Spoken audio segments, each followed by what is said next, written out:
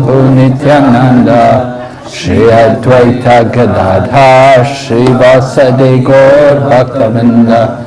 Hare Krishna, Krishna Krishna, Hare Hare, Hare Rama, Rama Rama, Hare Hare. So, what do you remember from yesterday? Anything? Yes? Importance of coming to mode of goodness. Okay. Yeah, what are you going to do to come to the mode of goodness? You got any plans to help you come more to the mode of goodness? Shastri study. Shastri study and morning program. Oh, okay. Yes.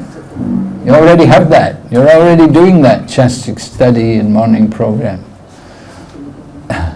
What are you going to do to come more to the mode of goodness? Come more to the mode of goodness, right? You're already coming to morning program. You could come to the morning program in the mode of ignorance. Be more clean. Huh? Try to be more clean. Take 2-3 times a bath. Yeah, I hope you do that. Yeah, you should bathe. Brahmacharis, sannyasi is supposed to bathe 3 times a day. Lord Chaitanya, when he stayed at Puri, he was bathing 3 times a day in the sea. Bathe in the sea, that's salt water. After you bathe in the salt water, you need to take bath to get the salt off, because the salt. But Lord Chaitanya 3 times a day would go to bathe in the sea. Sannyasi is supposed to bathe 3 times a day. Householders bathe twice a day. Brahmacharis can bathe once a day. But you can bathe also in the holy name. Even if you have no water, you can bathe in the holy name. Yes? Tolerating the urges of the tongue to speak. Yeah, we have to tolerate. But what are we going to do to curb them? Speak more of Krishna glories. All right.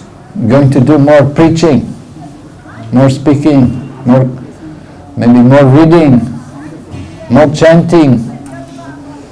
These things can help us, yes? We also heard, Maharajji, that the root of sin is ignorance. Ah, yes, the root of sin, ignorance. And from ignorance comes? Because of ignorance? Passion.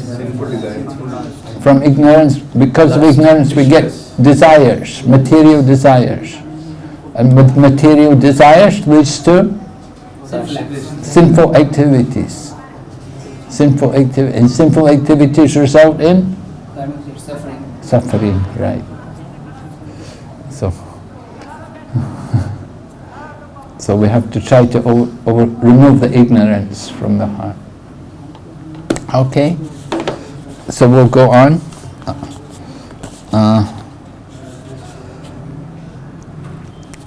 As to the urges of the tongue, we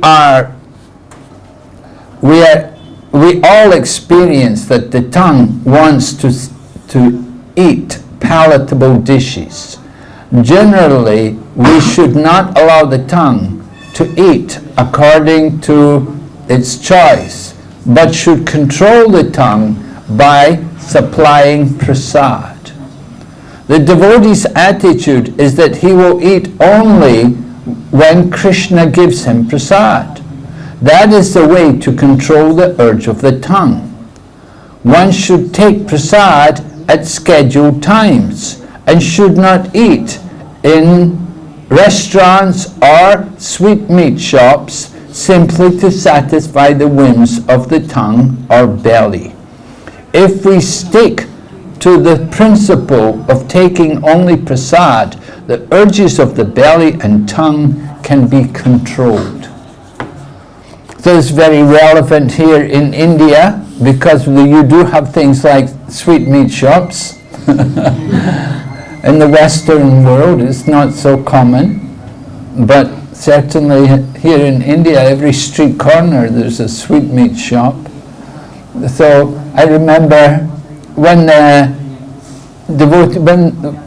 Gaur Purnima festival was becoming popular and devotees were coming more, and the devotees were also thinking about beginning Govinda restaurants in the West, devotees coming from America and so on.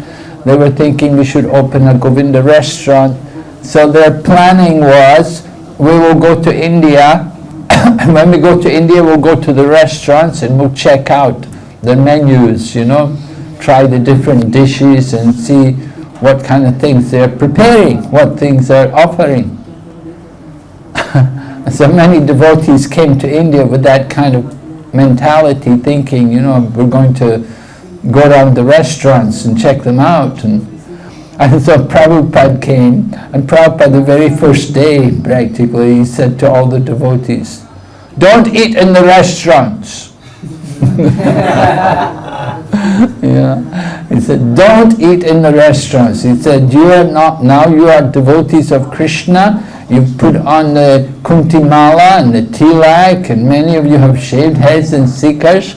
He said, if you go and eat in the restaurants, it will look very bad. Because devotees, we're supposed to show sense control, and we shouldn't eat in these kind of places. And Giriraj Swami tells how in the 1970s, early 1970s, devotees were sometimes going to one Indian man. He'd become a life member and a supporter, and he had a restaurant, and the devotees would regularly go there, you know? And the man was very nice to them and so on. But Prabhupada chastised him. He said, this is not good. He said, you cannot do this. And there was also the time Prabhupada has said, he said, you know, everything in Vrindavan is prasadam. So there were some new devotees there, and they were riding in the rickshaw, and they'd go past the sweet shops, and you know how in Vrindavan they have these big baskets of sweets sitting there, and so they came past in the rickshaw, they took some of the sweets, you know. And so the man went, you know, taking our, they came to Prabhupada to complain. And they said, your devotees are taking our sweets. They're not paying for them, they're just coming and taking them from us. And Prabhupada said, what? Who's this? And so they found out, some devotee called them and said, why are you just taking the sweets? They said, Prabhupada, you said everything is prasadam. We thought we could just take it. Prabhupada told them, no, you cannot do like that. And so sometimes devotees, you know, especially coming from the West, you know, we don't know so well the etiquette, we don't know how to behave. So Prabhupada certainly didn't like us to go to eat in the restaurants and the sweet meat shops and things. And I have to be careful. And he suggests just take prasadam at regulated times. If you have a regulated time, then the tongue becomes controlled. Right? How to conquer lust. Remember we were speaking from Bhagavad, Lord Krishna was, Arjuna had asked, why do we perform sinful activities even unwilling, as if engaged by force? And Lord Krishna explained about lust. It is the all-devouring sinful enemy and so on. And where it's found, it's seated in the senses, in the mind, in the intelligence. And then how to overcome it. How to overcome it? By regulating the senses. So when our senses are regulated, then it's much easier to conquer over the tongue. If we have that kind of control, that this isn't the time to eat, now we take prasadam. And the rest of the time we don't take prasadam.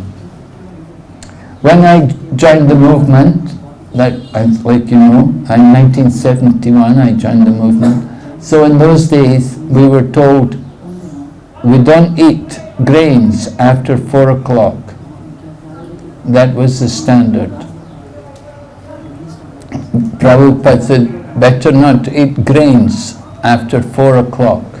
We would just take some, you could take a little, if you're a little sabji, or of course if you're not taking lunch, then it's different. Like you devotees here, you're not taking lunch. You take breakfast and then you take your lunch about 4 o'clock. Okay, so you take your lunch at 4 o'clock. And so you finish. So it's a little later you can, but after, you don't want to be eating grains too late at night because it's heavy in the stomach and difficult to digest. And if you eat heavy food at night, then it's difficult to wake up in the morning. So it's important to observe some kind of regulation there. And also it's in the Ayurvedas they say take water before the meal. Water before the meal is like nectar, water during the meal is like medicine, and water after the meal is like poison. Because water after, it will put out the fire of digestion. And so these are different points for health. The Buddhists, if I preach in some Buddhist countries, so the Buddhists, they have the training, Hare Krishna, Hare Krishna. They have the training in the Buddhist tradition that they only eat 2 meals a day. They don't eat after 12 o'clock. They won't eat. They eat breakfast and then they'll eat before 12. They won't eat after that. That's the Buddhist monk. That's how the Buddhist monks are supposed to live. That's, of course, there's 2 schools of Buddhism. There's the Theravada and the Mahayana. The Theravada is the old tradition, like the Thai Buddhists and the Sri Lankan and Burma. They're Theravada. So they're the ones who eat meat and so on. But they're very strict. They won't eat in the afternoon. So sometimes they ask, how many meals do you eat a day? They'll ask you. Because usually ordinary people will eat 3 meals a day. But the monks only eat 2 meals a day. And we also only eat 2 meals a day. You can see. And we don't eat heavy food at night. So that's a good regulation to have. Especially you want to keep your brahmacharya,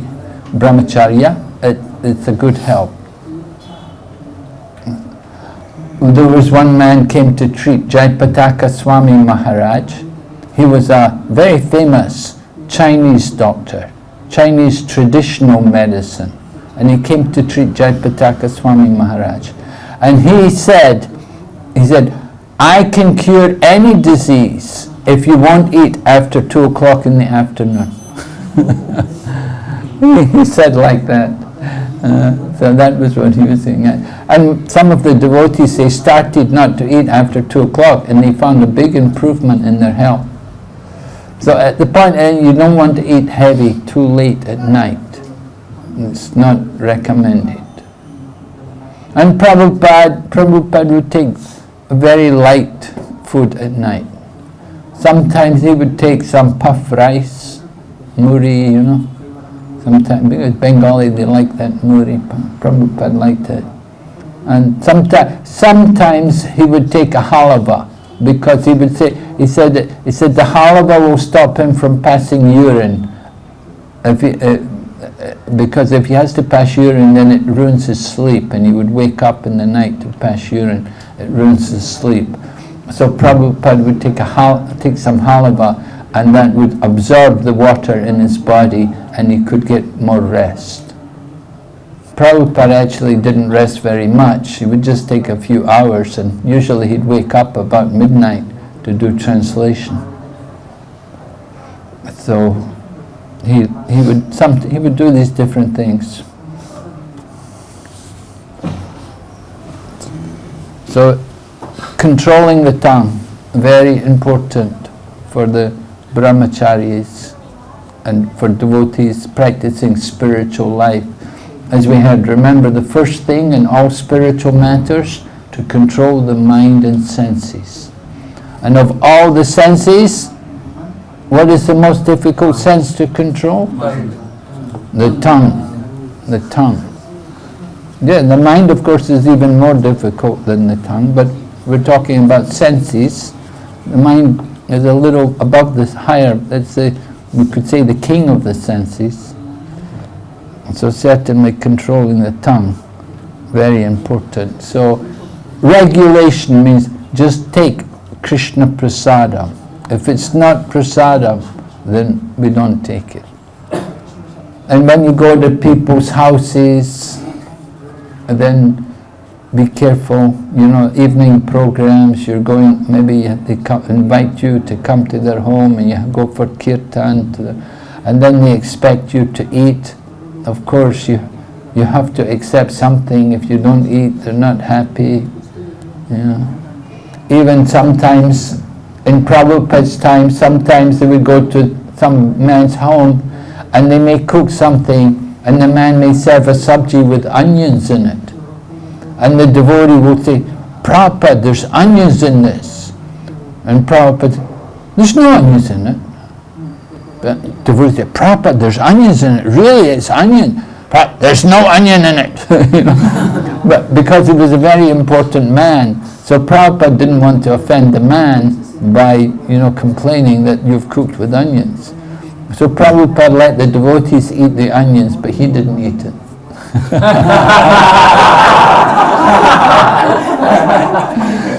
He let the devotees eat it.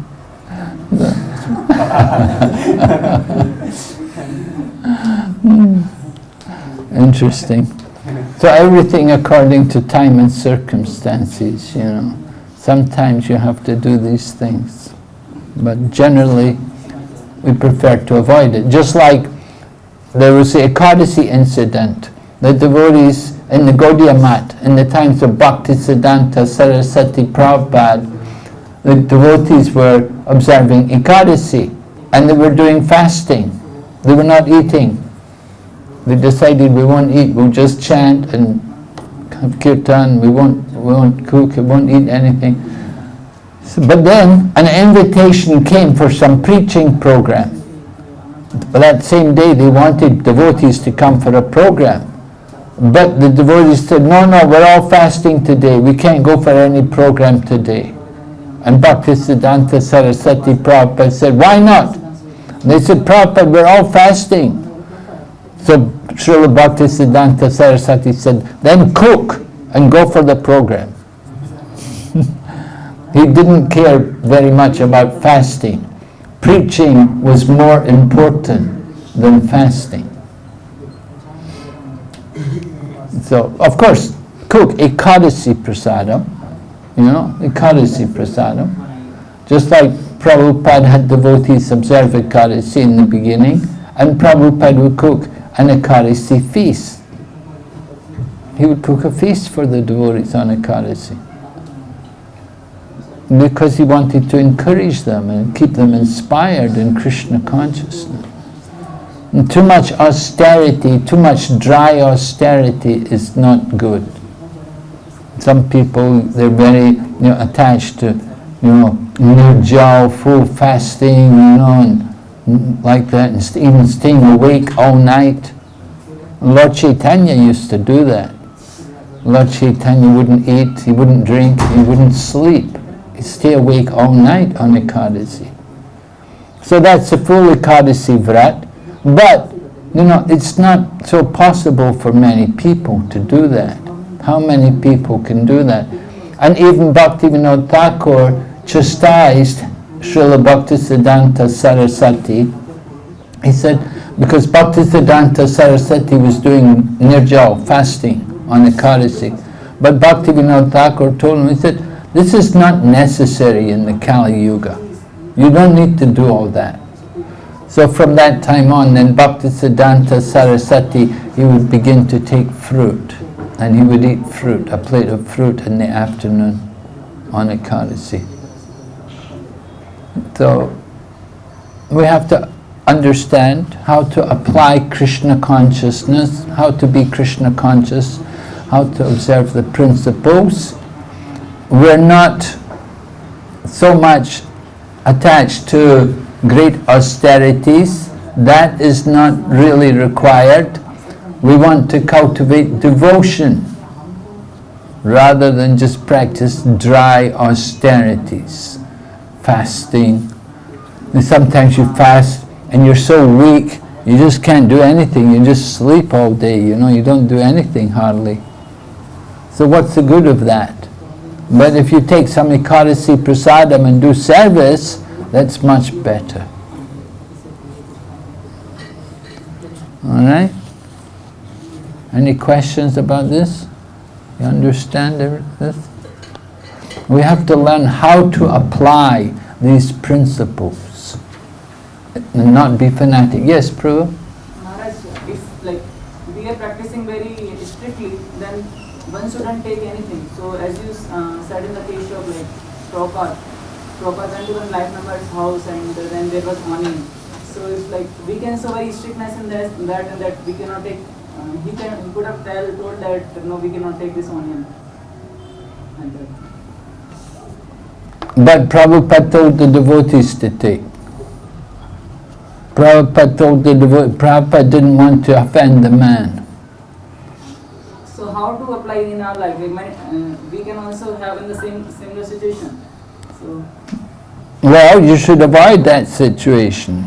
You tell the person before you come there, I don't eat onion and garlic. You know? If they're going to offer you cooked food, you have to tell them that I have a very strict diet. I don't eat that, and they'll respect that. People will respect that you have that strictness. You're observing certain principles. It's not really an offense, but you just tell them in a nice way, you know, that I'm sorry, but I don't I don't eat these foods. And then they say, oh, onion is vegetarian. Oh yes, it is vegetarian, but it's also rajasic. It increases, greatly stimulates the passion in the body.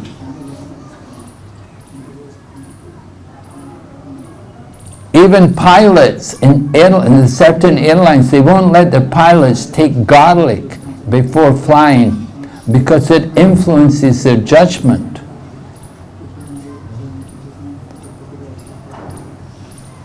So these things like garlic and onion, they're aphrodisiacs. Aphrodisiacs means it stimulates the lust and the passion in the body. We're already lusty and passionate.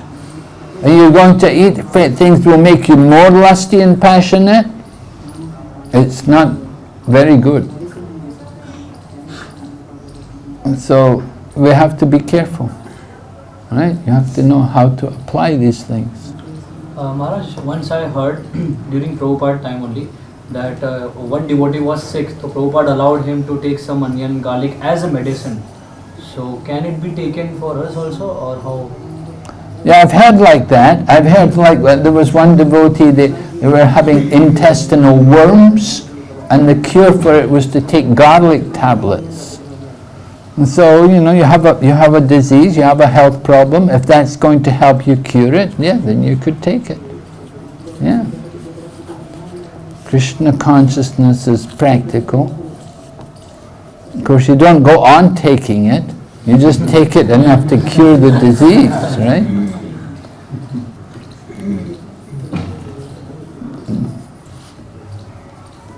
And you get these potato chips, potato crisps. They have onion flavored and things like that, you know.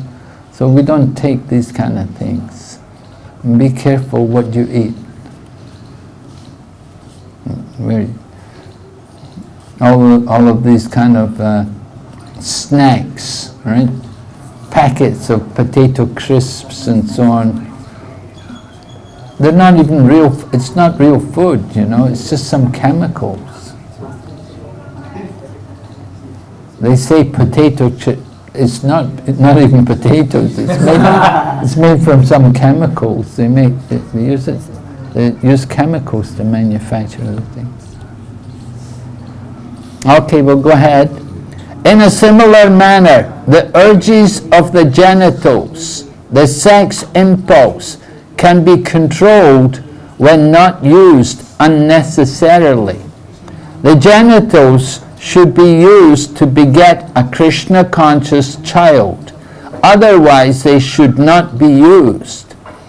The Krishna conscious movement encourages marriage not for the satisfaction of the genitals, but for the begetting of Krishna conscious children. As soon as the children are a little grown up, they are sent to our Gurukula school in Dallas, Texas, where they are trained to become fully Krishna conscious devotees. Many such Krishna conscious children are required, and one who is capable of bringing forth Krishna conscious offspring is allowed to utilize his genitals.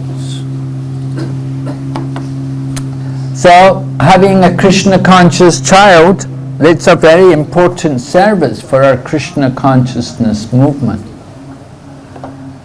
We should understand, just like if you look at the Madhva and the Sri Vaishnavas and so on, they're devotees. They're all from the family. It's in the family. Like their mother and father, their grandfather, and they were all Sri Vaishnavas or Madhva Vaishnavas, whatever. They were already, their family is in that line. And it's important that devotees, children should also become devotees. If you have children and they don't become devotees, then it's a great waste. What was the good of begetting a child if the child does not become a devotee? So this is very important, that in the future our devotees will be the children of devotees. Mostly. Most of the devotees in the future will be from devotee families. It's not, you don't see in the history of religion in the world, you don't see a lot of conversion going on for a long time. Bringing new people into a new religion, into a new faith, a new religion or whatever. It doesn't keep going for very long. Just like, Sri Vaishnavas, they're not doing a lot of conversion. Mostly their devotees are from that line. Their family are in that. That's the way it is. And similarly, the Christians, they're all Christians, their family were Christians and like that. They don't keep converting too many people. They're not able to convert people. And we don't know how long we can go on bringing in new devotees to Krishna consciousness. So, the children of our devotees are the future of our Krishna consciousness movement.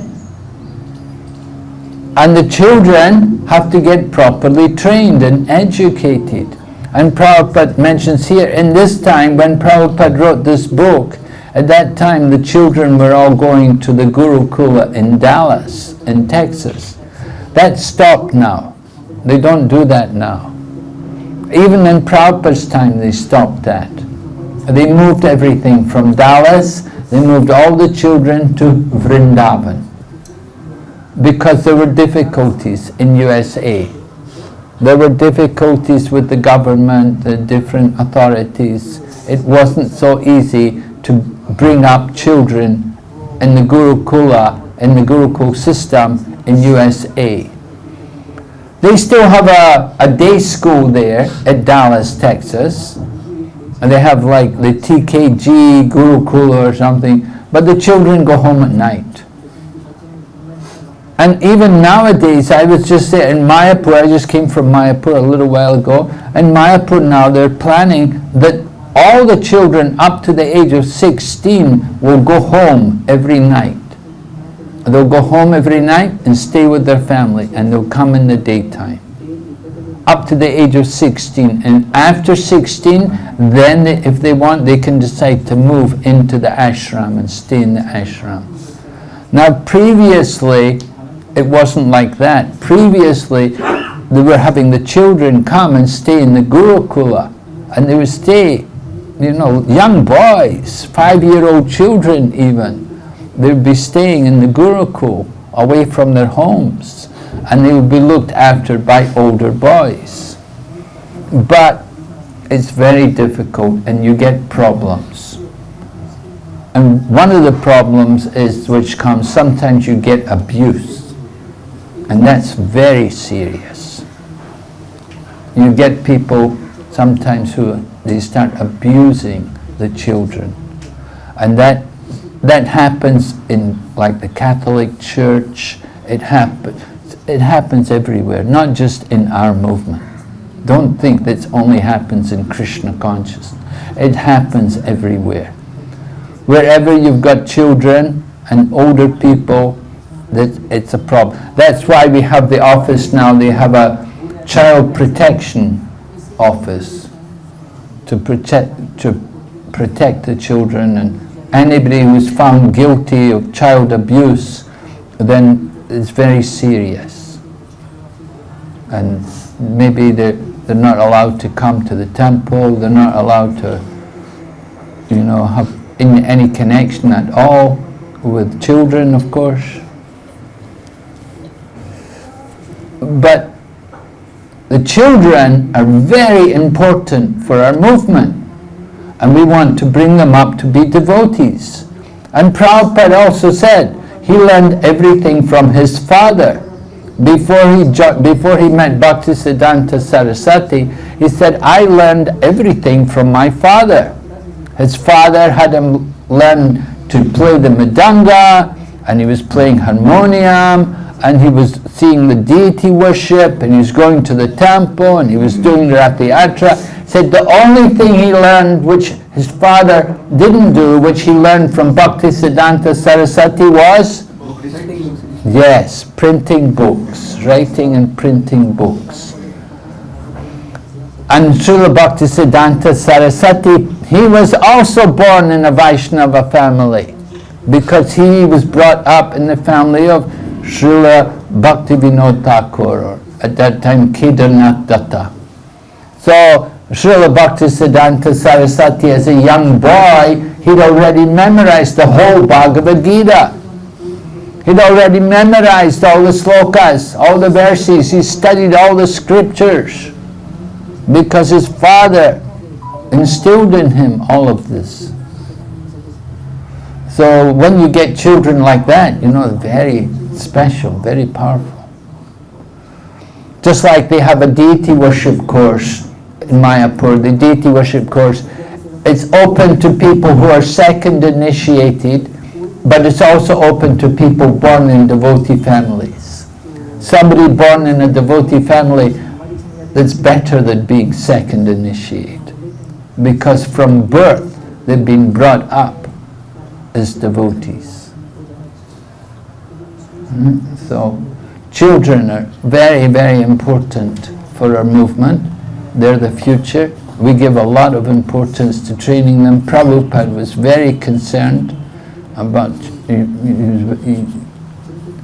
encouraged the devotees. When a girl would be pregnant, then Prabhupada would be very careful, take very good care of that child. Because these children who are born to devotees, from the Bhagavad Gita, we learn that they were already advanced in yoga. So to be born in a devotee family, it means in their previous life, they were already advanced in yoga practice, but not quite successful. They didn't have enough to go back to Godhead, but they're taking birth in a devotee family. So it's an opportunity. This should be their last birth. No more birth in the material world. They're born in the devotee family. Such a birth is rare in this world. So we give great importance to bringing up children in Krishna consciousness and training them nicely to be devotees. And we see some wonderful devotees. There were some young men came to Mayapur. They were in Vrindavan. I asked, they did kirtan. They did this wonderful kirtan. It was just amazing. It was really wonderful. And I asked them, they were Western-bodied men, and I asked them, how did you learn so much nice kirtan? They said, well, we were born in New Vrindavan. They were brought up in New Vrindavan. Their parents were devotees. So for their whole childhood they spent doing kirtan, did a lot of kirtan. And they were staying in Vrindavan, they came over to Mayapur, and their kirtan was just wonderful. You could tell, you can see, because their whole life they've been in Krishna consciousness. Okay, when one is fully practiced in the methods of Krishna conscious control, he can become qualified to be a bona fide spiritual master. Right? You want to be a spirit? We need many spiritual masters. It's a service. And we need many spiritual masters. There's a great need. We don't have enough spiritual masters. We need many more. So you should all want to become spiritual masters. Go on and teach and give mercy to others. Okay, now we're going to hear Srila Bhaktisiddhanta Saraswati's commentary on this verse. This is called the Anuvriti explanation of Upadesh Amrita. Srila Bhaktisiddhanta Saraswati Thakur writes that our material identification creates three kinds of urges. The urge to speak, the urge or demands of the mind, and the demands of the body. When a living entity falls victim to these three types of urges, his life becomes inauspicious. One who practices resisting these elements of these demands or urges is called a tapasvi, or one who practices austerities. By such tapasya, one can overcome victimization by the material energy, the external potency of the Supreme Personality of Godhead. So victimization by the material energy. We become victimized by the material energy. What will happen to us when we're victimized by the material energy? We lose the taste to continue ahead. Yeah? We think that we are this body. Yeah, we think we're the body. Yeah? The threefold misery and birth that Yeah, but that's going to be there, yeah? Three urges. Huh? Three urges. Urge of tongue, urge of body, urge of mind. Yes, and so? Three urges, are they going to be controlled? No, they're not going to be controlled, right? So we become victimized by the material energy. It means we will be put under the modes of nature. We will be suffering. Adi Klaishik, Adi Bhautik, Adi Atmik, the different miseries which are there in the material energy. Suffering, it's all suffering. What is the cause of our suffering? Because we're trying to exploit the material energy. We're thinking this world is for my enjoyment. Apariyamitastvanyam prakritim vidimai param jiva bhuta mahabaho yeyidam daryate jagat.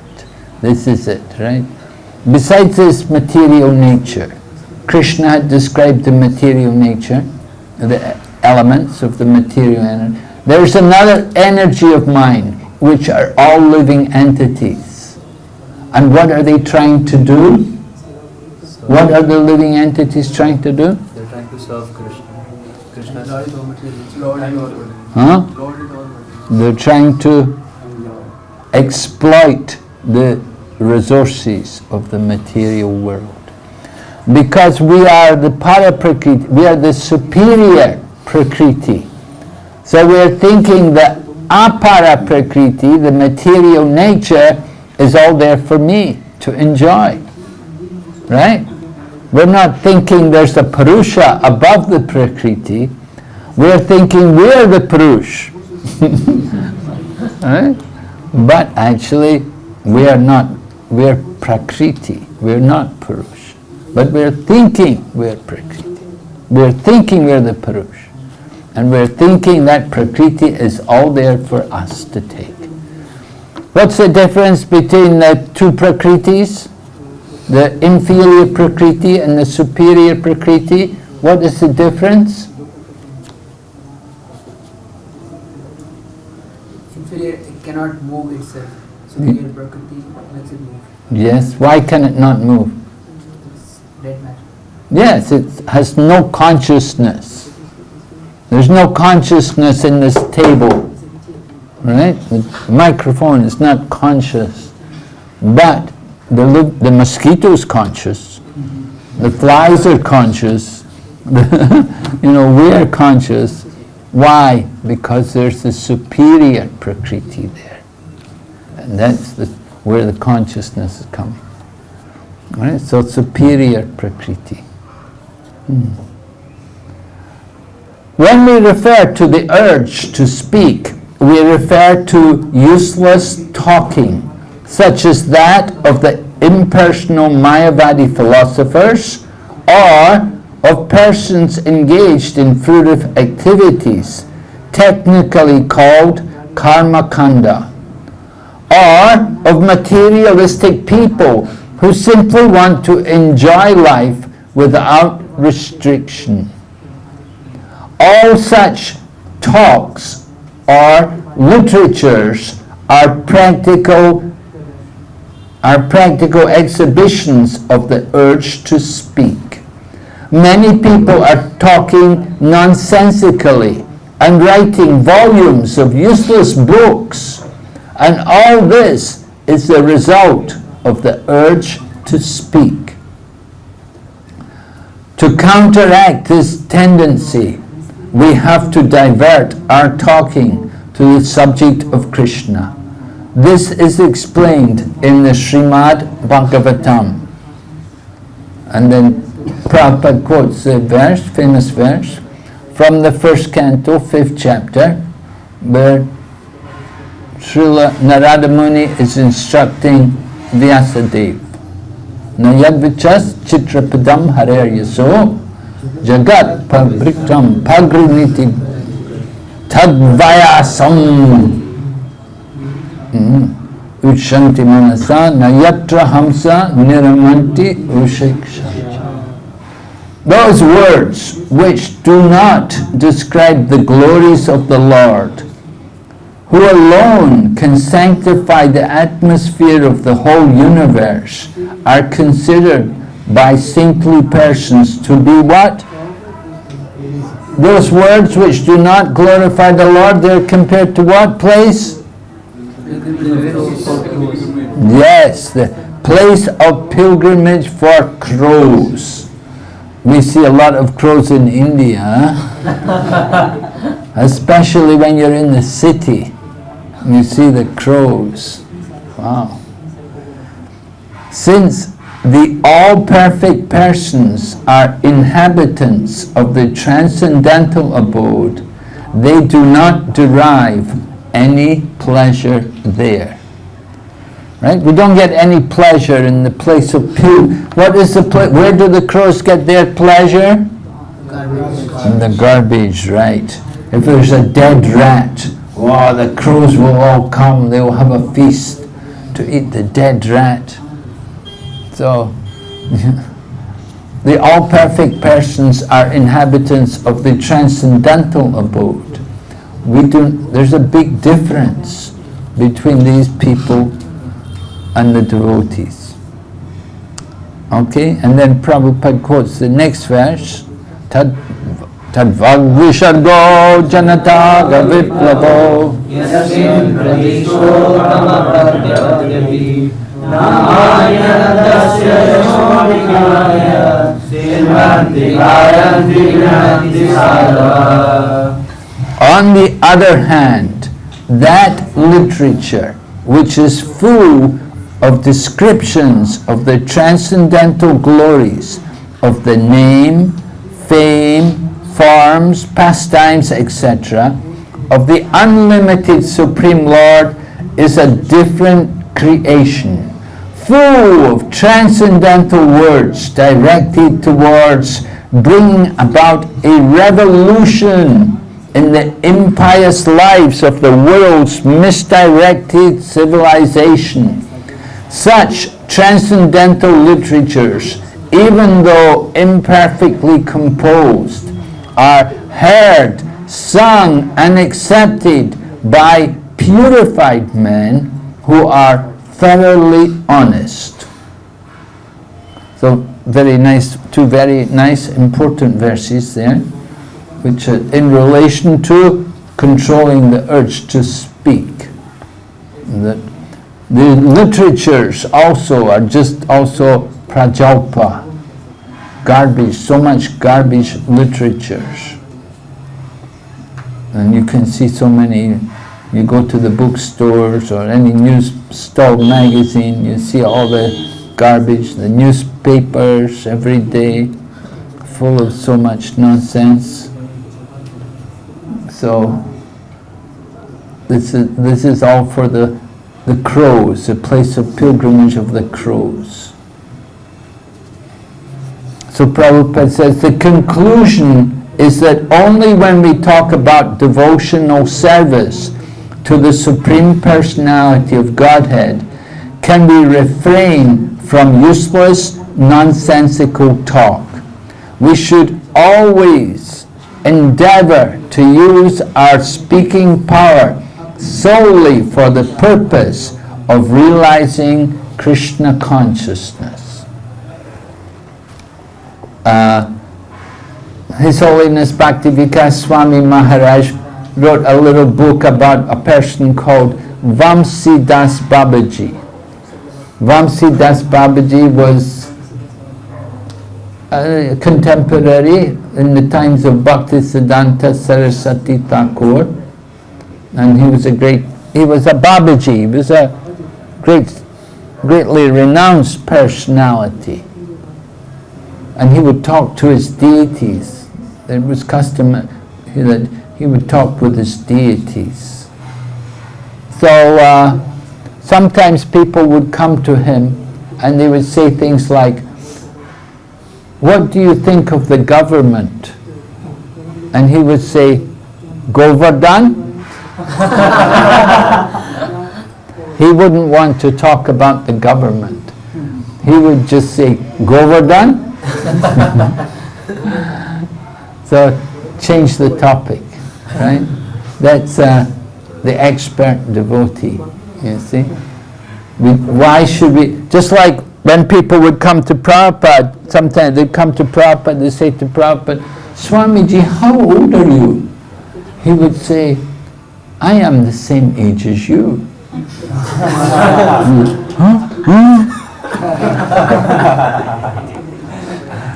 Prabhupada would bring them to a higher level, you see. And Prabhupada would explain, "Yes, I'm the same age as you. I'm an eternal soul, and you are also an eternal soul." You see?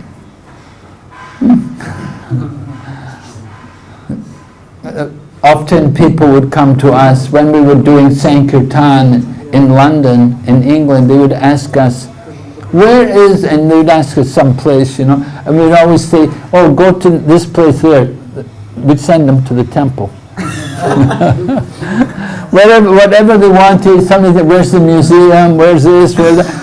"Oh, just go there, go up the stairs there," and then we send them to the temple. We don't want to get involved in anything mundane, you know. I was coming up off the flight And the man, a man was there, some man said to me, he said, where are you from? I said, I'm from Krishna. He said, oh.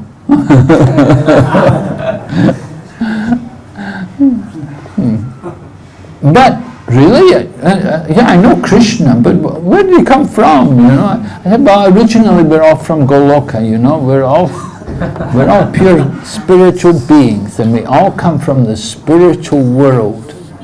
It's going, oh. You know, we don't need to get involved in mundane talking if we don't want to. We have to learn to elevate people, bring people to Krishna consciousness, and get them to understand. So changing the topic, this is something we have to practice, certainly possible. We like to speak about Krishna. Nonsense talk will breed nonsense thought. And nonsense thought will cause nonsense action. And nonsense actions will mean, again, birth and death. So we should be very careful to utilize our body, mind and senses in the service of Krishna. Alright, then Prabhupada continues, as for the agitations of the flickering mind, they are divided into two divisions. The first is called aviroda priti, or unrestricted attachment, and the other is called viroda yukta krodha, anger arising from frustration. Anger arising from frustration. Remember, I described that gates to hell, right? 3 gates to hell. Lust, anger and greed. Right. So then begins with lust, and you don't get what you want. What happens? Anger, right? Frustration. You didn't get what you wanted. You become so angry. So that's the attachment. Adherence to the philosophy of the Mayavadi belief in the fruitive results of the karma kandis and belief in plans based on materialistic desires are called avirodha priti. Jnanis, karmis and materialistic plan makers primarily attract the attention of conditioned souls. But when the materialists cannot fulfill their plans, and when their devices are frustrated, they become angry. Frustration of material desire produces anger. Right? Anger is the younger brother of lust. So material desires is lust. We're not able to satisfy our material desires because of anger. So Prabhupada talks about these different people, the Mayavadis, the Karmis, Karmakandi people, the people attached to sense gratification, that they're all engaged in different kinds of activities just for satisfying their plans. Whatever plan man makes, what will happen? Whatever plan man makes, Maya will destroy it. You have to be careful. They'll make a plan to surrender to Krishna. Maya cannot destroy that. Similarly, the demands of the body can be divided into 3 categories. The demands of the tongue, the belly, and the genitals. One may observe that these three senses are physically situated in a straight line as far as the body is concerned, and that the bodily demands begin with the tongue. If one can restrain the demands of the tongue by limiting its activities to the eating of prasad, the urges of the belly and the genitals can automatically be controlled. In this connection, Srila Bhaktivinoda Thakur says, and Prabhupada quotes, the wake-up prayer. You know the wake-up prayer? Sharira Vijaya. Yeah, I like that. The wake-up prayer, you know, whenever it says Sharira, just hear the magic words, and immediately what? You know, prasadam, you know?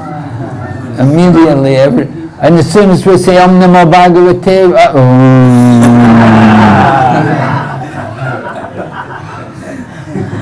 we go to sleep prayer. So different prayers, you know. So of course that prayer which we say before taking prasadam, it's important because it takes away our material conception when we honor prasadam. We should understand that we're not simply eating prasadam, we're honoring prasadam. And we do have material conceptions about it. Oh, what's for prasadam? Oh, I like that. Oh, I don't like that. You know, we have our material conceptions. When they would distribute Prabhupada's remnants, they would merge it all together. Prabhupada would say, mix it all up. So they mixed up the salty and the sweet and everything would all get mixed up. And then because if you don't mix it up, people say, give me that, give me material conceptions. We shouldn't have material conception about prasadam. Prasadam is spiritual. And we have to honor it with the proper consciousness. So Bhaktivinoda Thakur gave us this very nice prayer. Of all the senses, the tongue is the most voracious and difficult to control. But you, dear Lord Krishna, have been so kind. You have given us this nice prasadam. So now let us take this prasadam to our full satisfaction, and by so doing, glorify the Lordship Sri Sri Radha and Krishna, and in love call out for the mercy of Lord Chaitanya and Lord Nityananda. Alright, so honoring prasadam. There was one time in the Nectar of Devotion it says, you should only take prasadam when the spiritual master calls you. So there was one devotee, Upendra Prabhu, he was Prabhupada's servant. So he stopped taking prasadam. So Prabhupada said, why are you not taking prasadam? He said, Prabhupada, you didn't call me. And Prabhupada said, I'm always calling you. Come and take prasadam. So, yeah, you know, we should take prasadam. Just like we say, regulated times, proper time. Prabhupada liked us to take prasadam. He liked to see us honor prasadam. He liked to see us happy in taking prasadam. And Prabhupada taught us, he said, like, during the week we take rice, dal, chapati, sabji, and on the week, one day a week we have a feast, like Sunday feast. One day a week opulent, a little opulent. Halava, sweet rice, maybe samosa, pakora, these things.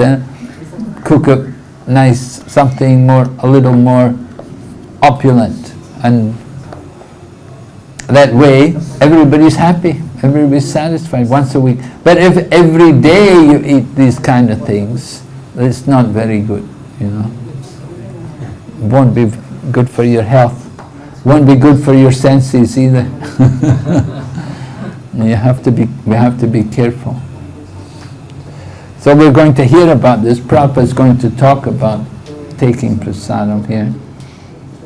There are 6 kinds of rasas or tastes, and if one is agitated by one of them, he becomes controlled by the urges of the tongue.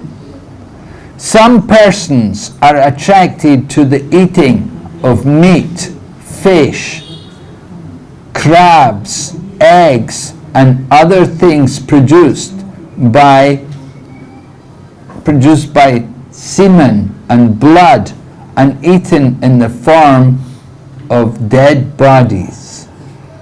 Others are attached to eating vegetables, creepers, spinach, or milk products, but all for the satisfaction of the tongue's demands. Such eating for sense gratification, including the use of extra quantities of spices like chili and tamarind, is to be given up by Krishna conscious persons. Tamarind, oh, tamarind rice, oh. One of the devotees from Malaysia, he told me he because he's from Malaysia, Malaysians are Tamils, they like also tamarind things, tamarind rice. What happened was he went to Australia to study, to do postgraduates.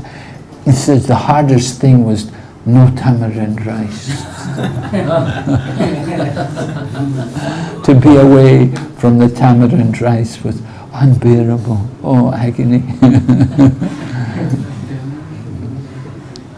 Do you people take tamarind rice? Yes? Right, yeah. The Tamils take it. You're not Tamils, that's the thing. And the use of pan, haritaki, betel nuts, various spices used in pan making, tobacco, LSD, marijuana, opium, liquor, coffee, and tea is indulging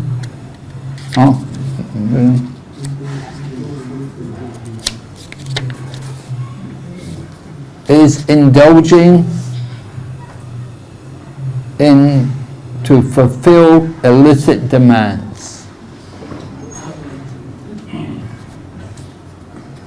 If we can practice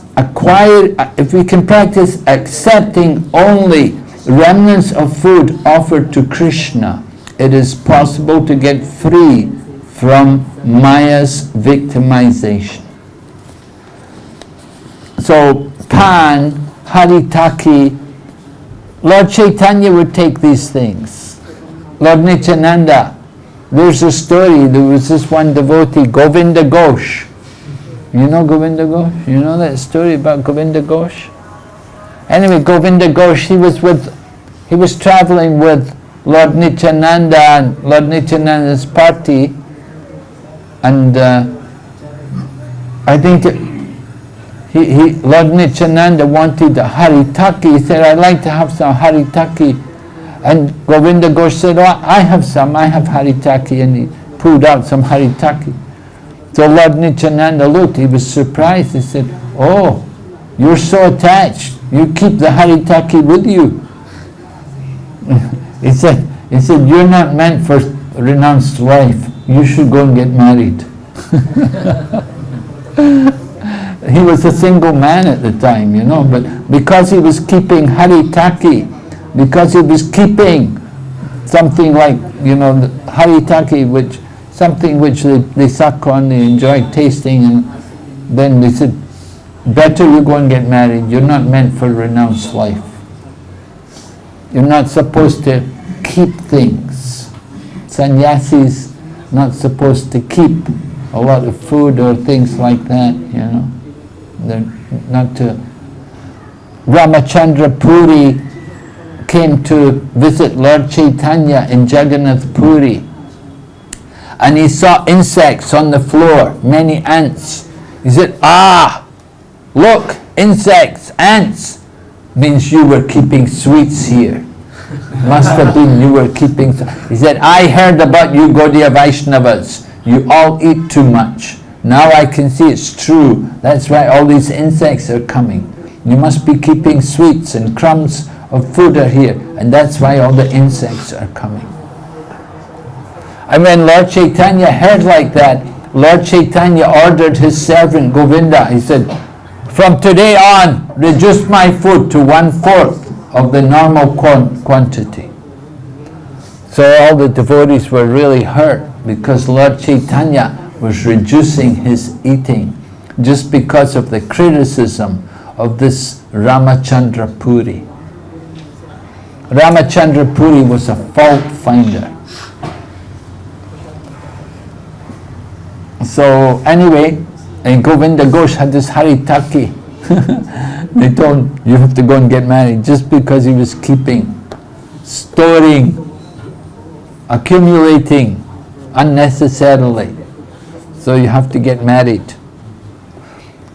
And then when he got married, then what happened was there was no child. And they thought, how will if there's no child, who will do the last rites? So they said, the deity will do it for you. So that was the case. The deity actually did the last rites. When he left the body, the deity was the one who lit the fire to burn the body.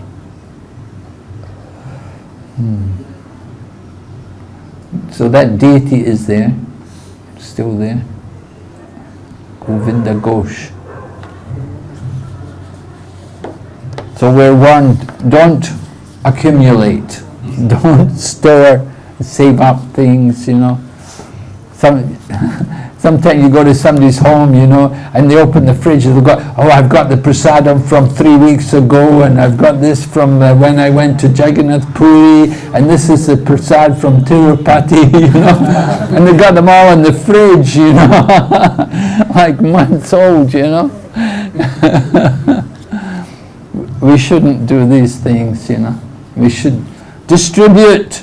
We get prasadam, distribute it, right? And even if nobody wants it, feed it to the dogs, or put it out for the animals, the plants, the insects to come, or the jackals. But don't just accumulate it. Don't just keep it. It is possible to get free from the Maya victimization. Vegetables, grains, fruits, milk products, and water are proper foods to offer to the Lord, as Lord Krishna himself prescribes.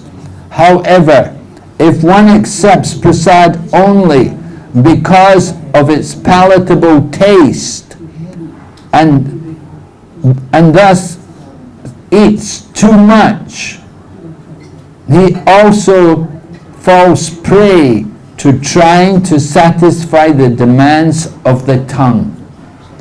Sri Chaitanya Mahaprabhu taught us to avoid very palatable dishes even while eating prasadam.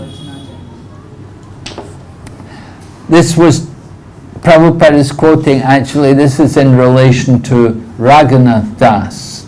Raghunath Das Goswami. Now Raghunath Das had come from a very wealthy family, and you know how he'd run away from home. His family always tried to bring him back. His father was very, very, very rich, and his uncle, they were both very rich, and they got him married to the very beautiful young girl, but he wasn't interested. He wasn't interested. He didn't want material life. He wanted to be a full-time devotee. He wanted to go and join the Krishna consciousness movement in Jagannath Puri with Lord Chaitanya. So finally he got the blessings of Lord Nityananda when he went to Panihati. He did the Panihati Shiradahi festival and Lord Nityananda blessed him. And a short time later he managed to get away from home and he went to Jagannath Puri and became a member there under Lord Chaitanya. Lord Chaitanya gave him to Swarup Damodar.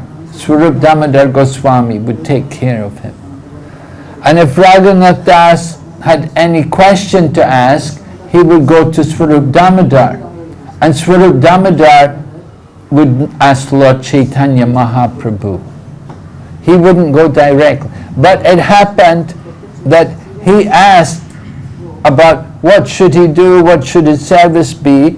So Lord Chaitanya gave him the instruction. He said, do not hear worldly talk and do not talk like the ordinary people.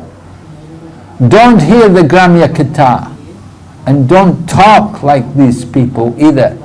And then he also told him, don't eat palatable food and don't dress in a luxurious manner.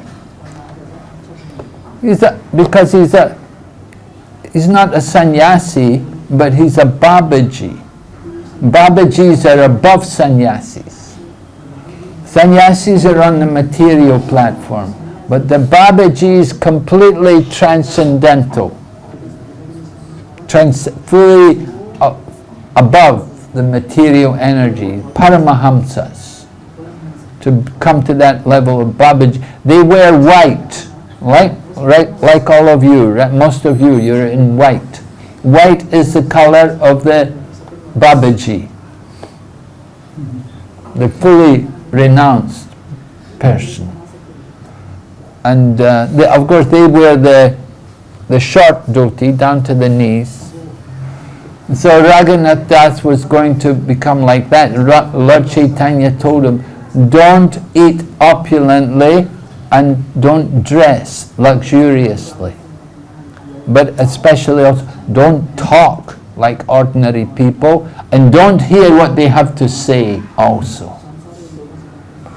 This was Lord Chaitanya's instructions to Raghunath Das Goswami. So Prabhupada is quoting that here, that Lord Chaitanya said, avoid palatable dishes.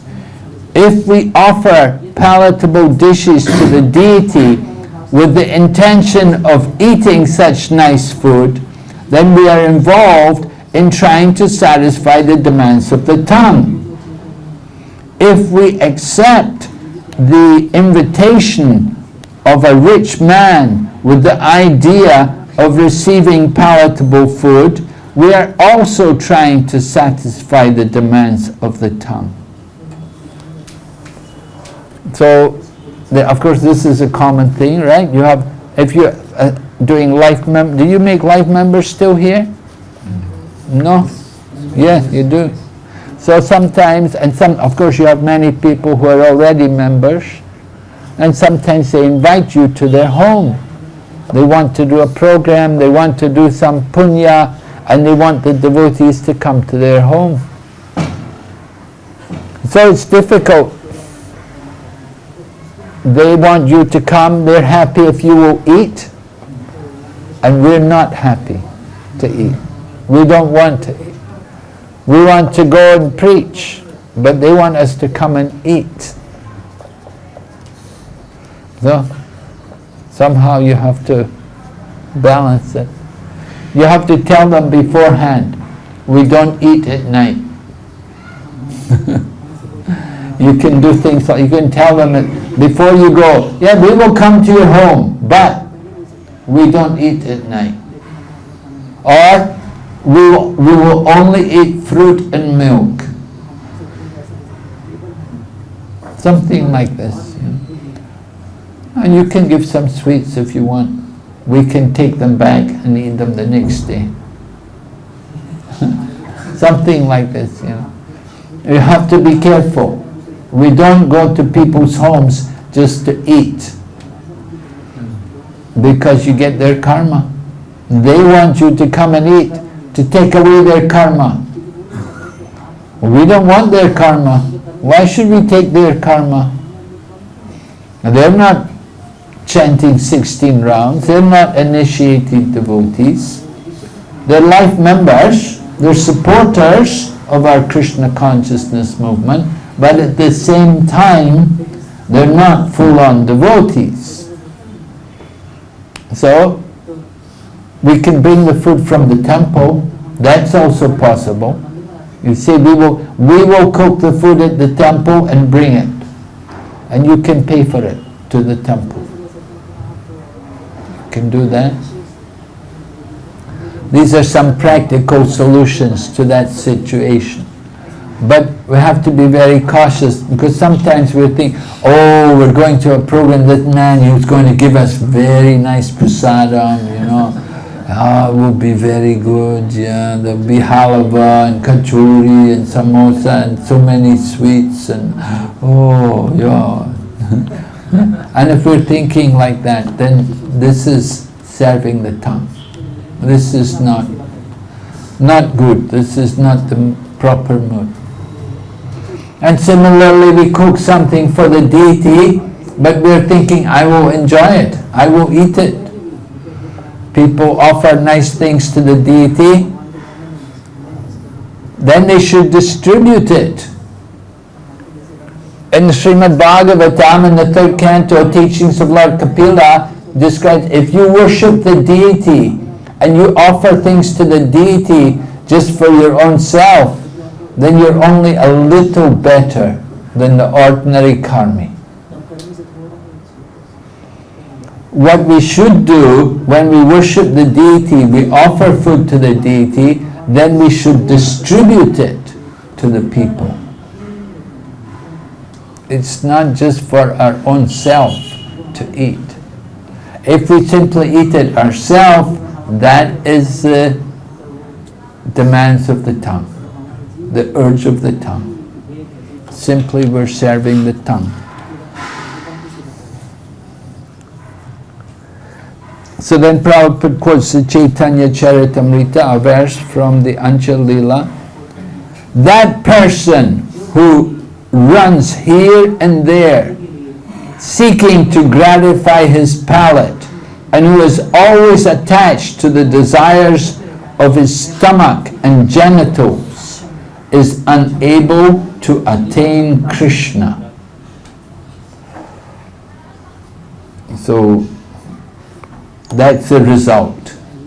You just serve the tongue and the genitals, then you won't get to Krishna. You won't go back to God. You may say, I'm not breaking any regulative principles. Yes, we're not breaking any regulative principles, that's true. But we're not cultivating the proper mood of devotion. It's the demand of our tongue. We're serving the tongue. We're not serving Krishna.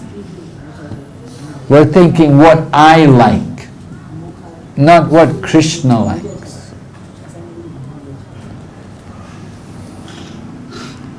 As stated before, the tongue, the belly and genitals are all in a straight line, and they fall in the same category.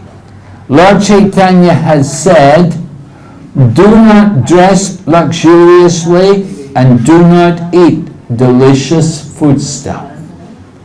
Anchal Leela, chapter 6, 236. That's Lord Chaitanya's instructions to Raghunath Das Goswami. Now Raghunath Das Goswami is a complete renunciate. So, we cannot make that a general rule. Why do we dress? We're encouraged to dress nicely. We could say, is this against Lord Chaitanya's rule? Lord Chaitanya said, do not dress luxuriously. What about us? Should we dress luxuriously or not? What do you think? For For preaching we can. For preaching, we have to be respectable, we have to be clean and neat, tidy. Prabhupada liked to see the devotees dressed nicely. If we just go in rags, it's not very good, right? Because we're quite a wealthy movement, we have temples, we have properties, vehicles, and if we go around in rags, it doesn't look very good.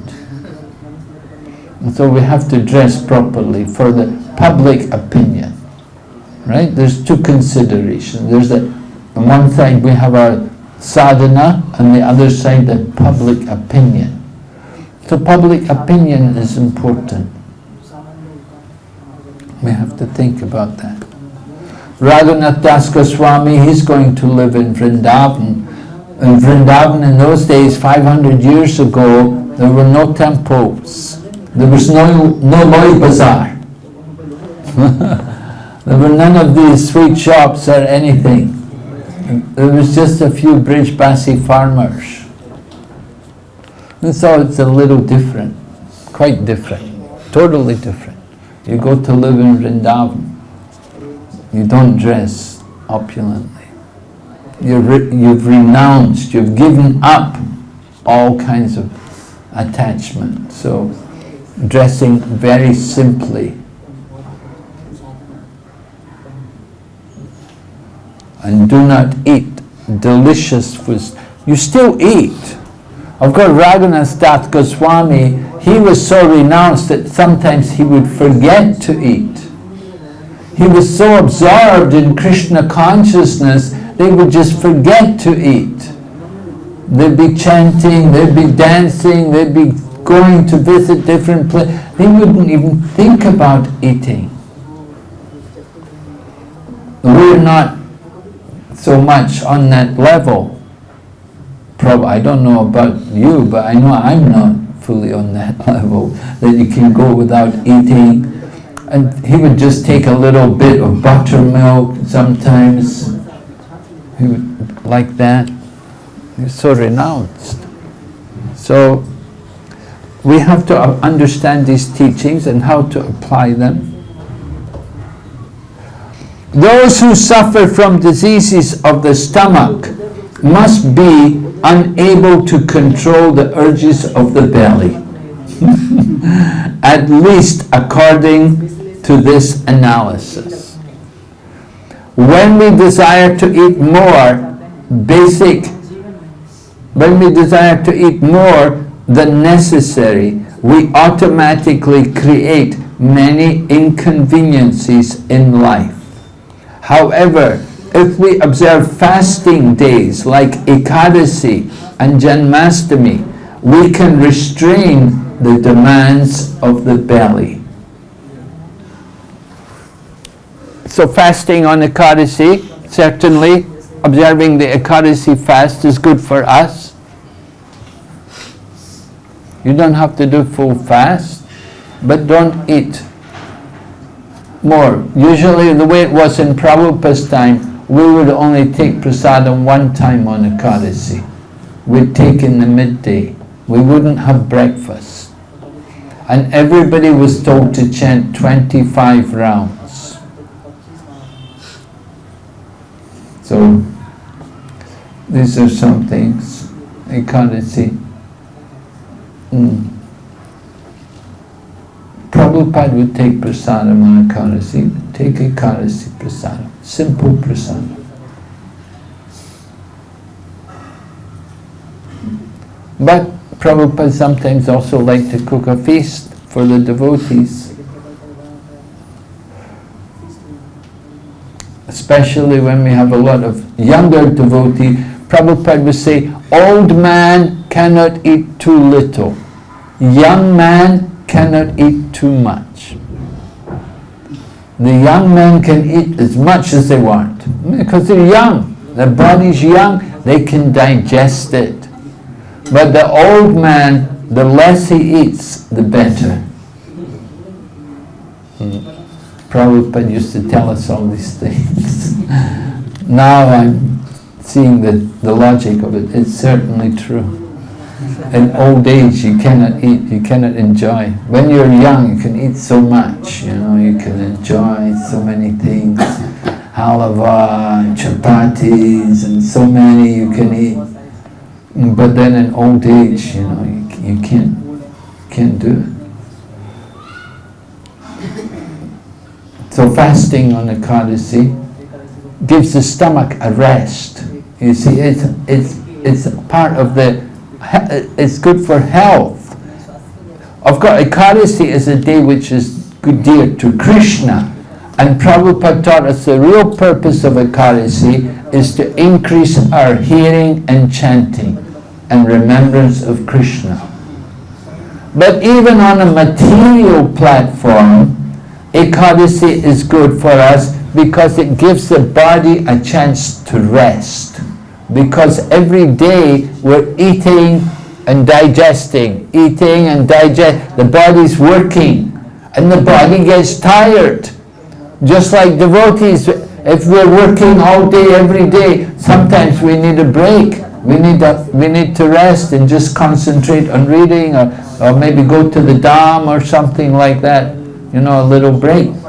So we need a rest. The same way the organs in our body need a rest. And that day is Ekadasi. Let the body rest a little bit on Ekadasi. Don't eat so much on Ekadasi. Don't eat heavy food. Keep it light. As far as the urges of the genitals are concerned, there are two, proper and improper, or legal and illicit sex. When a man is properly mature, he can marry according to the rules and regulations of the Shastra, and use his genitals to beget nice children. That is legal and religious. Otherwise, he may adopt many artificial means to satisfy the demands of the genitals, and he may not use any restraint. When one indulges in illicit sex, as defined by the Shastras, either by thinking, planning, talking about, or actually having sexual intercourse, or by satisfying the genitals by artificial means, he is caught in the clutches of Maya. These instructions apply not only to householders, but also to tyagis, or those who are in the renounced order of life. So, important instructions, what it means to be actually brahmachari, right? We don't talk about these things, we don't think about it, don't talk about it, you don't even, you can see here, there's no women here also, out of sight, out of mind, right? It's a healthy situation. You're very lucky in India, you know. I was talking to Kavi Chandra Swami, I said to him, I said, Maharaj, there's so many young men here in the temples in India. Everywhere else you go, it's young women. There's no men. It's very difficult to get men. In India, it's very good to get men. But outside of India, very difficult to get men. Very difficult. We get a lot of women, young women. You go to England, you go to, he was in Israel, he was telling me Israel, it's a lot of women. You go to China, we have mostly women. Thailand, we have a lot of women also. You get more, you know, it's difficult to get men. But in India, you're so lucky. We get a lot of nice young men come. It's a healthy situation. So it makes it much easier to practice brahmacharya life. But still, the tendency is there. Sometimes people nowadays, everybody has a mobile phone, and you have your 4G, and with 4G, you're more flexible, and you go to the movies, and you're not just using the mobile phone for congregational preaching, but people are doing things like, you're listening to some bhajan, and then they start listening to some Bollywood movie, and once you get into that kind of thing, then it's, the mind goes out of control, and you start to think about, maybe I need to get married. People start to think about changing that ashram or something. So you have to follow the process. It's all right, yeah. Get married. That's honest. Become an honest householder. Nothing. We said it. That is the safest ashram, householder life. To be married is safe. You're secure because you have a wife at home, so you're safe. But sannyasis, brahmacharis, not so safe. Anytime we can be victim of the material energy. So we have to be very careful to avoid these kind of situations which will disturb the mind and agitate us. These instructions apply not only to householders but also to those in the renounced order of life. In his book Prema Vivarta, Jagadananda Pandit says, and we'll hear what Jagadananda Pandit says, "My dear brother, you are in the renounced order of life and should not listen to talk about ordinary worldly things, nor should you talk about worldly things when you meet with others. Do not think of women even in dreams. You have accepted the renounced order of life with a vow that forbids you to associate with women. If you wish to associate with Chaitanya Mahaprabhu, you must always remember the incident of Chota Haridas and how he was rejected by the Lord. Do not eat luxurious dishes or dress in fine garments, but always remain humble and serve their Lordship Sri Sri Radha Krishna in your heart of hearts." So Jagadananda Pandit describes there how Lord Chaitanya Mahaprabhu rejected Chota Haridas. Chota Haridas had gone to beg some rice. Some devotee was cooking for Lord Chaitanya Mahaprabhu, and they needed some special rice. So Chota Haridas went to get it, and he went to Madhava Devi to get the rice. It was an elderly woman, but he brought the rice back, and when they cooked it and they served it to Lord Chaitanya, and Lord Chaitanya said, "Oh, this is very nice. Where did you get this from?" And they said, Chota Haridas went to get it. He got it from Madhava Devi. So Lord Chaitanya said, "Oh, really?" And he didn't say any more. But then later that day, he said, "Tell Chota Haridas, I do not want to see him again. He cannot come in my association again." So everyone was shocked. And then nobody knew what had happened. And they even pleaded with Lord Chaitanya Mahaprabhu that please forgive him. But Lord Chaitanya said, "No, I cannot forgive him." He said, if you continue to insist on this, then I will leave here and you will never see me again. So when Lord Chaitanya said like that, then they all kept quiet. Anyway, eventually Chota Haridas decided that he had to enter into the Triveni, where the Ganga and the Yamuna meets, and he entered there and gave up his body. And when Lord Chaitanya heard, then Lord Chaitanya said, this is the proper atonement for somebody who breaks or who deviates from the principles of renunciation. So Lord Chaitanya was actually pleased that he had done that he had given up his body in that way. And Lord Chaitanya accepted him as his eternal associate. So this incident is described in the Chaitanya Charitamrita to remind everyone of how strict Lord Chaitanya was. Very, very strict.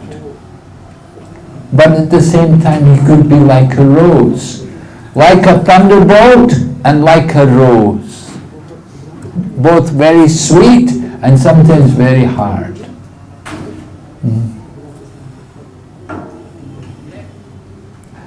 A devotee was talking, I was telling you yesterday, I was watching this devotee talking about the qualities, the 26 qualities of Prabhupada, or qualities of pure devotees, and one of them was perfect gentleman.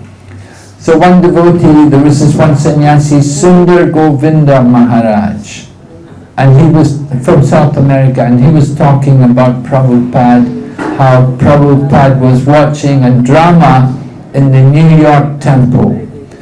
New York Temple, the Brooklyn Temple, they had a number of very, very expert actors and actresses, and they did some very nice dramas. I was able to be present one time when Prabhupada was there, and I know Prabhupada watched. They did, I think it was the kidnapping of Rukmini, and Prabhupada said, oh, this drama is better than my book. Better than the books, he said, watching the drama. He enjoyed it. So there was another drama they were doing. This was, at this time they were living in Manhattan, and for some time, for some years, in Prabhupada's time also, we purchased this big skyscraper building in Manhattan. Had about 15 floors or more. And one of the floors there was a theater which could hold like 700 people. So they had the Vaikuntha Players. The Vaikuntha Players was the name of the drama group. The devotees would do these dramas. And they had one of the actors was Sudama Swami. And Sudama Swami was the age of Kali. He was the personality of Kali. You know, he had a big hat on, you know, and he was playing the personality of Kali. But at one point, this woman came on. Her name was Rasatna, and she was an actress, and she was a very attractive woman. And she came walking on the stage, and Prabhupada was sitting there with the sannyasis, and the sannyasis are all, you know, they all put their heads down, you know, they didn't want to look at the woman, because she's very attractive, you know, but Prabhupada was watching and smiling, and you know, and afterwards he talked about it, and he said to devotee, he said, the devotee sees the beautiful woman, it's not that he thinks that he will enjoy the woman, but he understands this is the creation of Krishna. That the beauty of the body is the creation of Krishna. So they see everything in relation to Krishna. It's not that you can't look. In Buddhism also, they have, if you're a young monk, you should look down. Don't look at the woman, you know, look down. You know? They train the monks like that. But Prabhupada told the devotees, he said, when the devotee sees a beautiful woman, he thinks the creation of Krishna. her beauty is by Krishna. Krishna is the creator. So like that, in this way you can develop the detachment, not for our own enjoyment. So,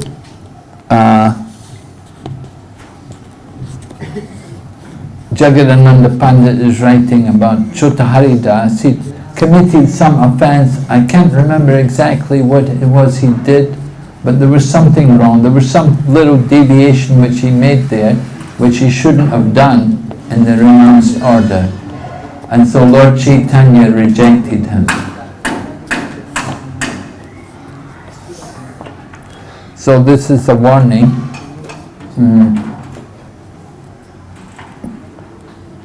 That it's a serious commitment to accept the renounced order of life. Of course, in Prabhupada's time, sometimes there would be people who take sannyas who would have difficulties, who would fall down even. And Prabhupada would encourage them, then get married. You know, they were young men and they tried to renounce. So to try to renounce prematurely is very dangerous. You know, if you're still very... Prabhupada, because Prabhupada's time, most of the men were young. We didn't have a lot of old men. We just had young men. And Prabhupada needs sannyasis. He needs sannyasis to lead, to be the leaders, to go out and do the preaching and to lead and give the classes and inspire the devotees. They needed to have sannyasi. So Prabhupada gave sannyas to people. There was one year, 1976, Prabhupada gave sannyas 7 men. So one of Prabhupada's friends was there. And he said to Prabhupada, he watched Prabhupada give them all sannyas. And then he said to Prabhupada, he said, oh Prabhupada, he said, they're all very young. They're all very young men to take sannyas. But Prabhupada said to him, he said, if we wait till they're old, what can they do? Right? When you're old, you can't do so much. So Prabhupada gave them the chance. Let them take sannyas while they're young. But we saw also Sarvabhauma Bhattacharya when Lord Chaitanya came as a sannyasi at Jagannath Puri. What age was Lord Chaitanya when he took sannyas? 24. Right? Right? What age are you? 19. You've got 5 years, right? 5 years. You've still got 5 years to prepare before you take sannyas, okay? Lord Chaitanya took at 24, so he was young.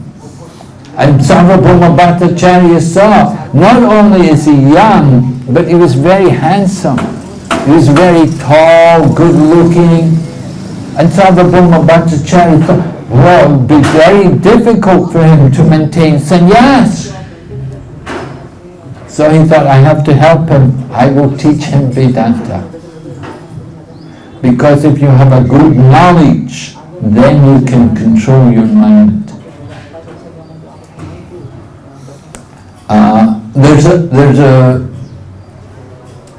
His Holiness Yadunandan Swami, an ISKCON sannyasi. You know Yadunandan Swami? Yeah? Okay, Yadunandan Swami, he wrote a book because he took a master's degree, and for his master's degree he had to write a paper. So he wrote a paper about the problems of sannyas in ISKCON and why people give it up, you know. And so in the book he talks about another book, that he read another book where one man was approaching his guru for sannyas, and he said to him, he said, now you want to renounce. He said, but you're only in your mid-20s. He said, when you come to mid-40s, will you still have that same mood? Will you still have that same mood? Will you still want to renounce?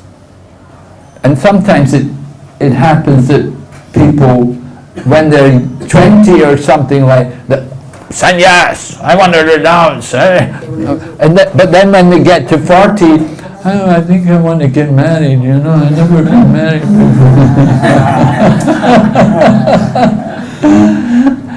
And it happens, it happens. It's amazing, but this is how Maya works. So we try to be very careful. In ISKCON, they're really strict now about sannyas. It's easier to be a guru than to be a sannyasi. They're so strict. They have so many procedures you have to go through. You have to register and go to classes and courses and take a lot of training and things. So many procedures are required before they agree to approve your sannyas.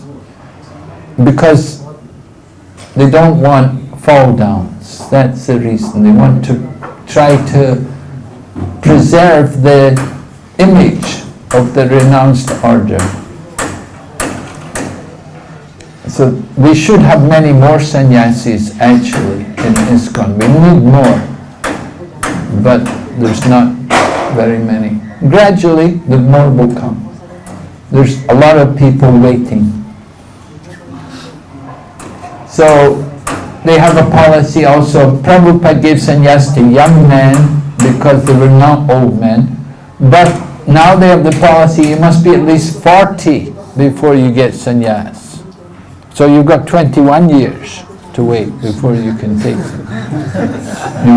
Because you have to be 40 before they'll even consider you for sannyas. Because then by the time you get to 40, people's minds are a bit settled, But still, even you get people, even in older age, they somehow, their minds change. So it's a dangerous situation. You have to be very cautious. And you have to that's why it's very good, we want all the sannyasis, they study Bhakti Vaibhav, study Srimad Bhagavatam very carefully, and so on. They have a good knowledge, a good grasp of the philosophy, and keep themselves steady and strong in Krishna consciousness. So the number of fall downs in recent times in our Krishna consciousness movement is not very big. In the past there were a number of, from Prabhupada's time, because Prabhupada had given many young men and it was difficult for them to maintain. Like Jayapataka Swami Maharaj, he took sannyas when he was 19 years of age. He'd been in the movement maybe just 1 year or 2 years. And he took sannyas. But he maintained and kept his sannyas. He's very learned. He knows the philosophy very well. He's very well read. And he's very careful in dealing with everything. Okay, any questions? Who wants to take sannyas?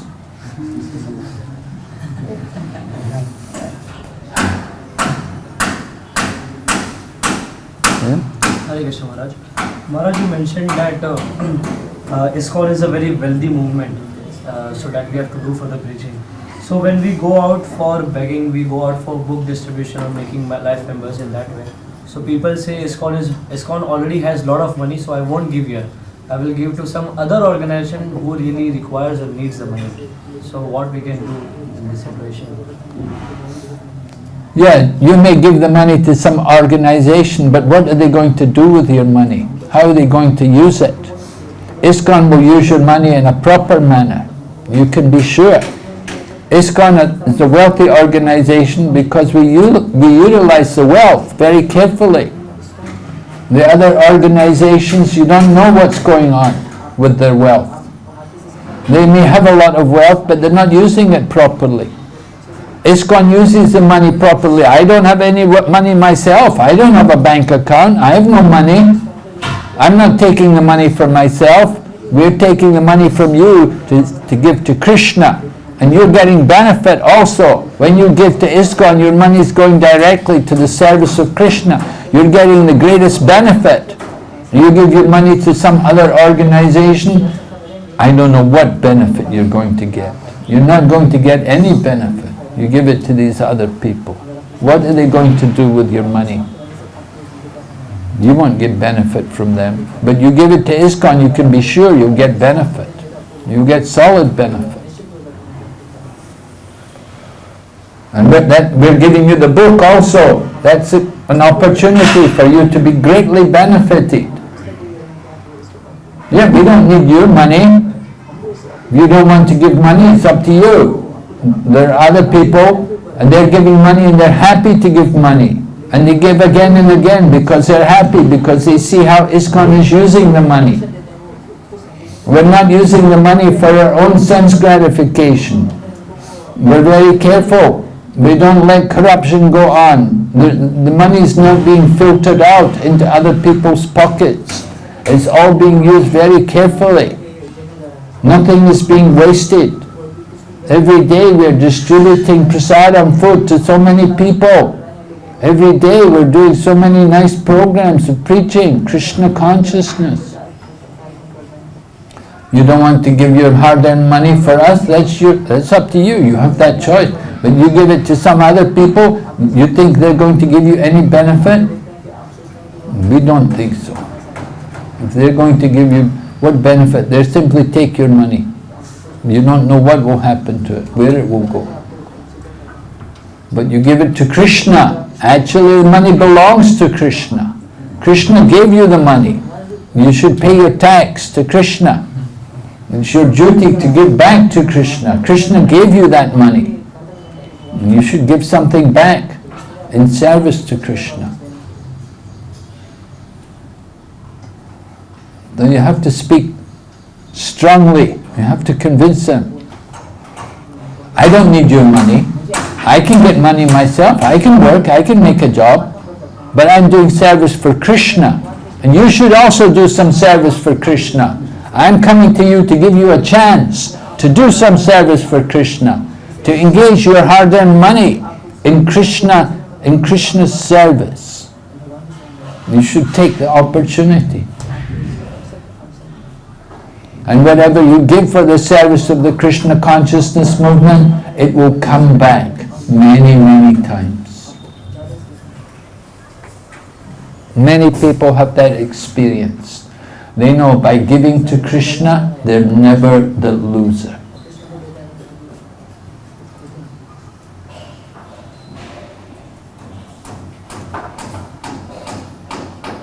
So we have to speak to them. We have to tell them the truth. What is the real situation? People they're beginning to appreciate more our Krishna consciousness movement.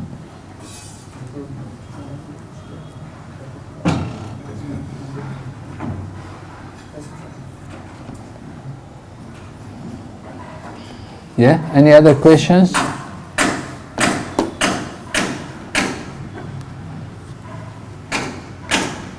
Okay, but just a little bit more to finish this first text. So we'll just read it here. The conclusion is that one who can control these 6 items, speech, mind, anger, tongue, belly, and genitals, is to be called a Swami or Goswami. Swami means master, and Goswami means master of the go or senses. When one accepts the renounced order of life, he automatically assumes the title of Swami. This does not mean that he is the master of the family, community, or society. He must be master of his senses. Unless one is master of the senses, he should not be called Goswami, but Godas, servant of the senses. Following in the footsteps of the 6 Goswamis of Vrindavan, all Swamis and Goswamis should fully engage in the transcendental loving service of the Lord. As opposed to this, the Godas engage in the service of the senses or in the service of the material world.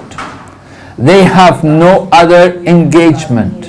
Prahlad Maharaj has further described the Godas as Adartha Go, which refers to one whose senses are not controlled. The Adanta Go cannot become a servant of Krishna. In Srimad Bhagavatam, Prahlad Maharaj has said, Materna Krishna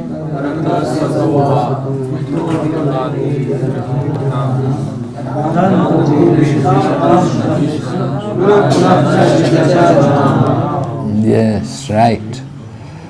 For those who have decided to continue their existence in the material world for the gratification of their senses, there is no chance of becoming Krishna conscious, not by personal endeavor, by instruction from others, or by joint conferences.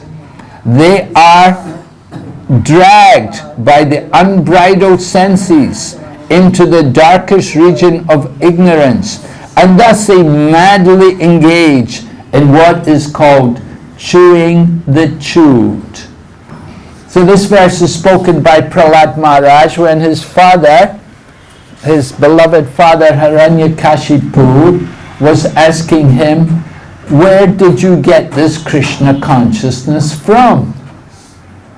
So Prahlad Maharaj wanted his father to know that there's no way his father is going to get Krishna consciousness. So he says, Matirna Krishna, one whose inclination is not to Krishna, then you're not going to get Krishna consciousness. You won't get it by your own endeavor, you won't get it by instructions from others, or by combination of anything. Prahlad Maharaj is speaking to his father. He's telling him, because you have made this vow, right?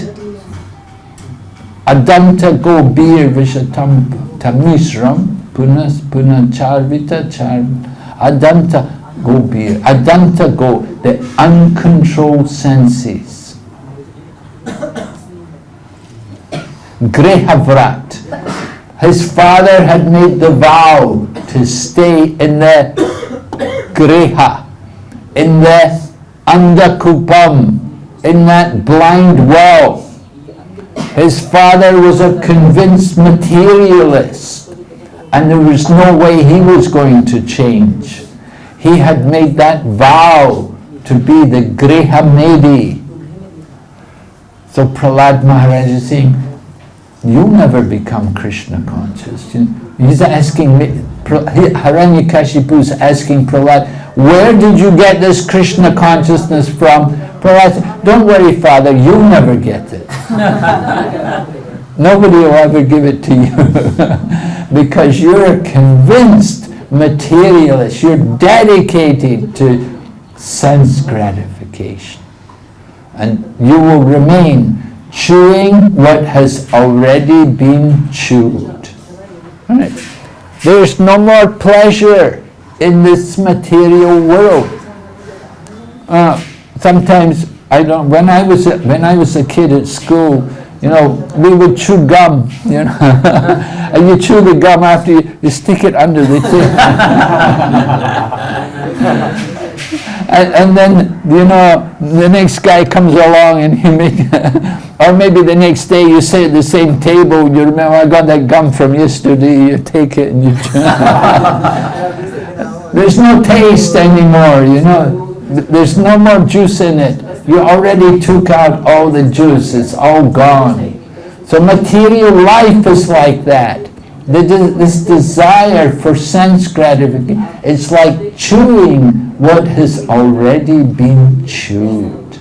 There is no hope of any pleasure, finding any enjoyment there.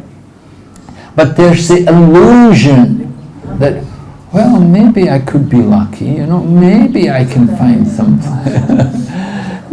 There's a dream of the materialist that although we've tried so many times, I wasn't lucky before. This time I'll be happy. Last time it didn't work, but the next time I'm sure I can do it. Like this, the materialistic people, they make one plan after another, and they fail. And they fail again and again, but still they're thinking, I'll just try one more time. Just let me try one more time. And there's always that, it's like you're chasing the carrot. They have the carrot in front of the donkey. The donkey's going forward to get the carrot. But as the donkey goes forward, the carrot also goes forward. So the donkey never gets the carrot. The same way, they tell people, just work a little harder. Very soon you're going to get the real happiness. Just keep working. Just work a little harder. Just give a little more, work a little harder. And they're going and going. Just now coming. The illusion, the materialistic dream, that will never fructify. You will never get that happiness which you're looking for, because there is no real happiness in this world. The real happiness is with Krishna. From the soul, we have to come to the spiritual platform to experience real happiness. The body is not meant for happiness. The body is meant for misery. It's meant for suffering. You can get one little infection in your foot. It can be agony. Your life, you'll be so miserable. You get a little infection, a little cut. It can give you so much problem. To try to enjoy. Could you enjoy that foot? How can that foot enjoy? To get pleasure from the body is so difficult. To get pain is very easy. You can get all kinds of pain from the body. Toothache, headache, arm ache, backache, leg ache, knee ache. The whole body is meant to give you pain. You're trying to find happiness there? Good luck, Prabhu. The body is not meant for happiness, but there's an illusion of pleasure. This body is just meant to give us trouble, and that's why we want to give it up, to get out of this world and go back to Krishna. Okay, Hare Krishna. Thank you very much. Srila Prabhupada ki Jai.